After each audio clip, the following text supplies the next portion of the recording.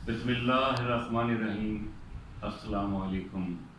करोड़ों दुरूद सलाम सरकार दो आलम सल्लल्लाहु अलैहि वालिहि वसल्लम और उनके आले पाक पे। मैं हूं कैसर अंजुम IPP न्यूज़ के प्रोग्राम दस्तक के साथ। जैसा कि हम हर प्रोग्राम में इस प्रोग्राम को शुरू करने से पहले आपको ये बताते हैं कि इस प्रोग्राम को आप तक पहुंचाने का या इसको बनाने का मकसद सिर्फ ये है कि बड़े बड़े ईवानों में बैठे हुए हमारे जज्बात से खेलने वाले इक़्तिदार के नशे में डूबे हुए ये हुक्मरान आपकी बात सुने, आपके मसाइल को हल करें।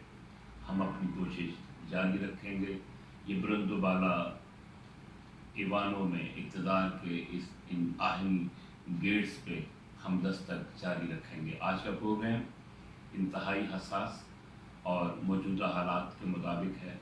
चंद ही लम्हों में हम आपको कोशिश करेंगे इस गुफ्तगू को आप तक पहुँचाएँ। जैसा कि आप जानते हैं कि पाकिस्तान इस वक्त इंतहाई नाजुक बहरान से गुजर रहा है।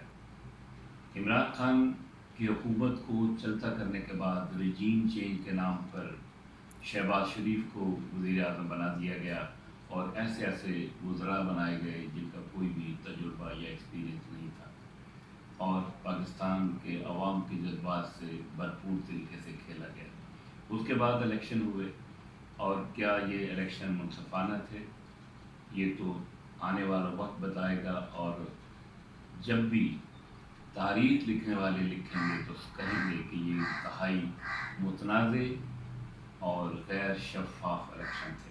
पाकिस्तान इस वक्त इंतहाई तकलीफ़ में आवाम गुज़र रही है, जिसकी मिसाल ये है कि हमारे मुल्क में दहशतगर्दी दिन ब दिन बढ़ती जा रही है। जो भी जायज़ या हक़ की बात करता है वो या तो गद्दार है या वो दहशतगर्द है। तो क्या हम दहशतगर्दी का लेबल लगा के या किसी को गद्दार कह के अपनी हुकूमत को बचा सकते हैं? क्या आने वाले वक्तों में क्या होगा? आप इसको सोच के ज़रा आंखें बंद करके तसव्वुर की आँख से देखें कि आने वाले वक्तों में अगर यही हाल रहा तो पाकिस्तान की आवाम फिर क्या गुजरेगी और पाकिस्तान की सालमियत और बका का क्या होगा।